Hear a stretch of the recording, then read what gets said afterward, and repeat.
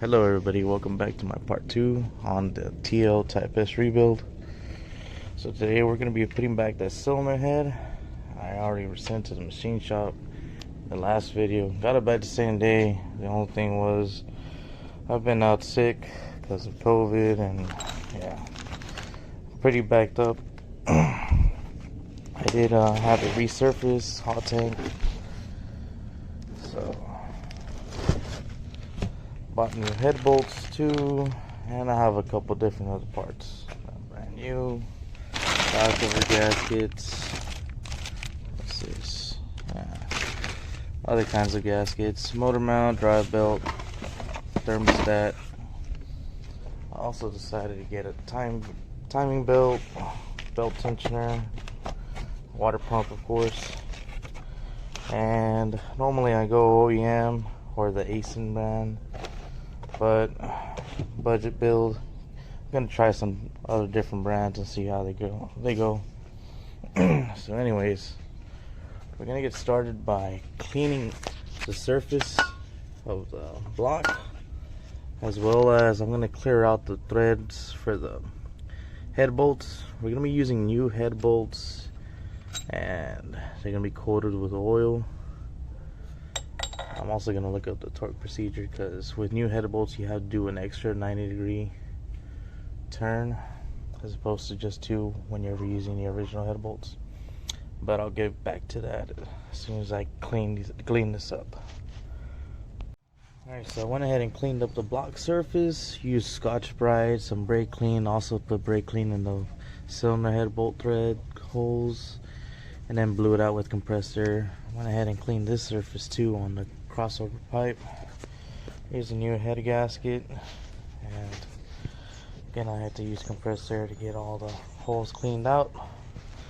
So now I'm going to put the head gasket on, and I'm going to go ahead and install the head, and then we're going to start torquing the head bolt afterwards.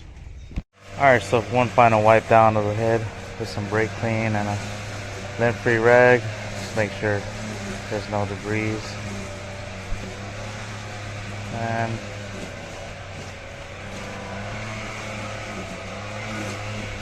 I'll go ahead and blow it off with some compressor.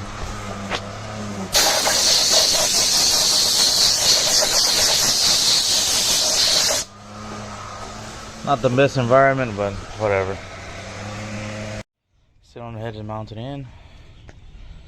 Now we're gonna coat the new head bolts in oil, and we're gonna start tightening down after that. Alright, so the new head bolts are in. Torque spec is 22 foot-pounds plus 3 90-degree turns. Normally it's only 2 90-degree turns if you're using head bolts, but since I'm using new head bolts, it's 3 90-degree turns. So I'm gonna go ahead and torque them right now. Alright, head's back on. So next thing is I'm gonna go ahead and replace the timing belt and replace the water pump. Alright, so to remove the water pump, you actually have to get this belt tensioner out over here. The tensioner arm, excuse me. And that's a 14mm bolt. And then you have to loosen the idler pulley, 14mm bolt, scoot it back a little bit, and then you have enough room to pry off the water pump. Water pump's held in by 5 10mm bolts. Old water pump versus new water pump. Again, I'm going to try an aftermarket brand just to save on cost, to see how it works out. I've already done OEM before on other cars. I noticed that the coolant was gelling up, and since the car was overheated, that's why I really wanted to replace the water pump, as well as going to take care of the thermostat and whatever else, just because it was overheated. Okay, so moving on, I'm going to go ahead and install it. New water pump back in, so don't forget to tighten up the idler pulley and also reinstall the tension arm. 14mm bolts for both. I don't know the torque spec, I just make sure they're tight and not over tight. So now I'm going to reinstall the new hydraulic tensioner and then start routing the timing belt. Here's the new one, here's the old one. 2 Telemeter bolts. And again, we'll see how this works. I don't normally like using aftermarket hydraulic tensioners, but budget build. Alright, so timing belt's on. Sometimes it can get a little tricky because I had to tilt the front cam gear forward a little bit to get it to line up while putting the belt on. But I was able to get it on afterwards. Pull the pin and rotate it a couple times. And then we're going to go back to putting the rest of the timing covers on and everything else. And we're also going to be replacing the spark plugs while we're here. The car's been misfiring for I don't know how long, so might as well go ahead and replace them. Also trying out the ruthenium. I don't know how those are going to be, but I'll let you know. After I rotated the crank a couple times, make sure all the timing marks line up again, went ahead and installed the lower timing cover. And remember to leave these halfway out, so that way you can put it all together. 14mm bolts and 10mm bolts for the timing cover. Tighten those up. Now to put the upper covers back on.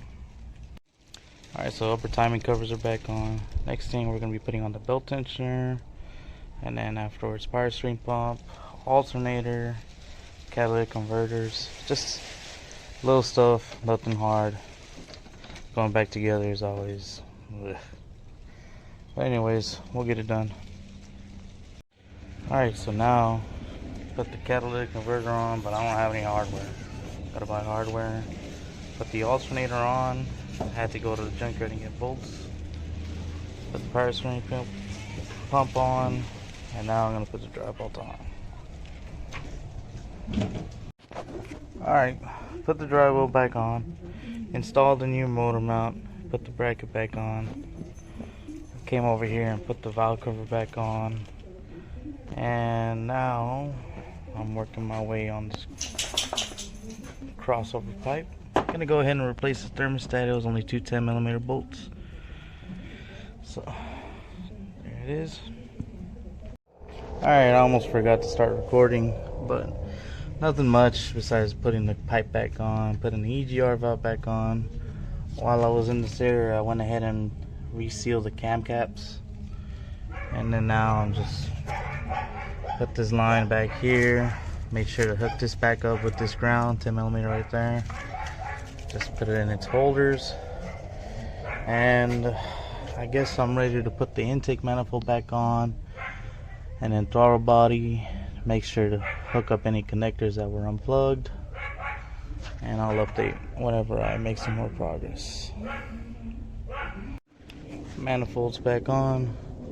Put the purge valve on, hooked up all the hoses here, hoses over there. Now I gotta tighten all the 12mm bolts.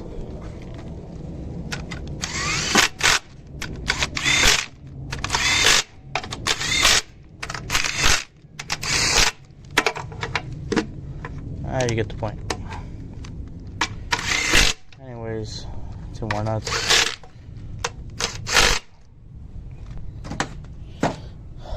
Finish up the throttle body and then all the other connectors. Put the air intake hose back on and the air filter housing. Alright, so now it's the following weekend. Last weekend I had to stop because I didn't have any hardware to mount the catalytic converters, and I was missing an O2 sensor. So I actually got lucky. Went over to the auto parts store, and they had a hardware kit that was the same thread pitch that I needed.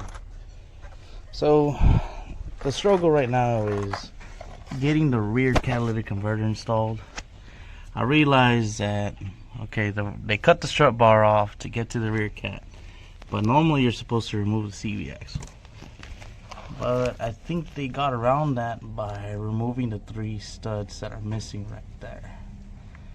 So my idea is, okay, I'll go ahead and install the rear cat with that 1 stud, and then once I have it lined up, I'll install the studs that I have, and hopefully I can avoid taking out the axle, because I mean they got it out somehow. So I also have to do not really a wire repair, but depin a connector I got from the junkyard, and then install that connector onto these pins. And that's going to be for the primary O2 sensor. The front, they're okay, they didn't damage them. They did damage this coil connector. I do have a new connector. I'll worry about that later though, because it still has contact. So I guess the next step is I'm going to try to install the rear catalytic converter, and then I'll get back to you with how that works out. I also went to the junkyard and got some bolts for the fans because that was missing. Bolts for the throttle. What is this? The throttle body sensor for the APP. The mounting bolt there. And get that up and out of the way. Same thing for. Oops, just dropped the radiator kit. Same thing for the fuse box. Got some bolts from the junkyard so that way I can mount it onto the new strip bar that I got.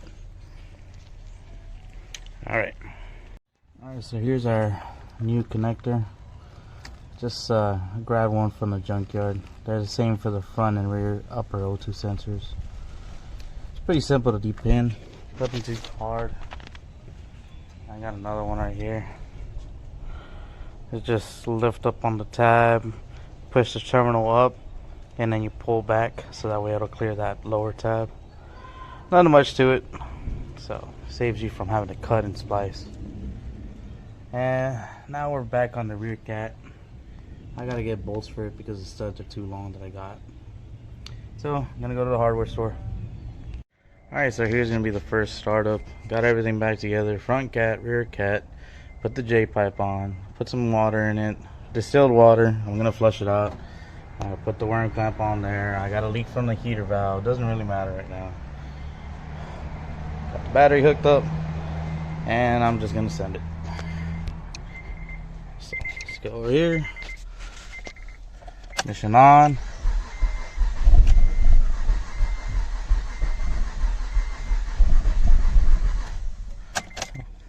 Well,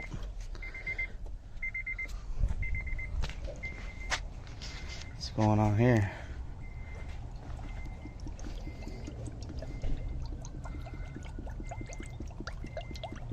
Uh-oh. That didn't sound good. Let's keep going.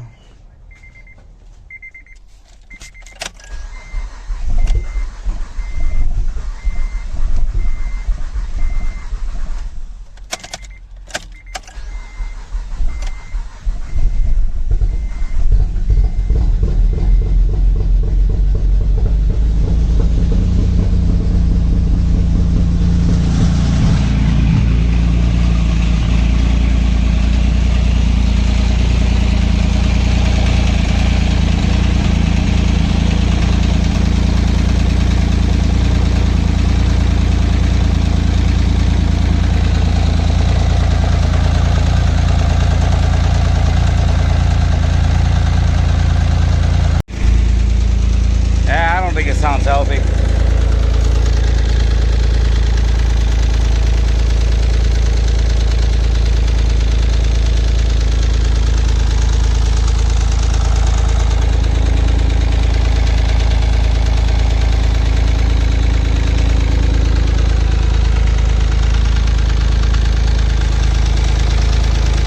Let's shut it off.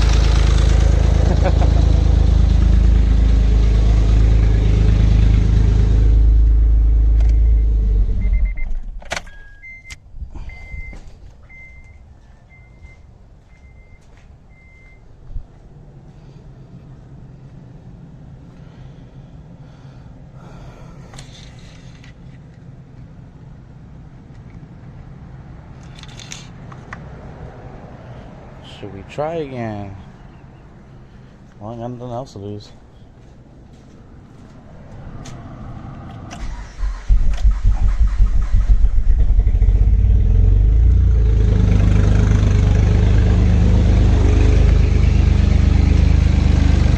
Hell no, that does not look healthy.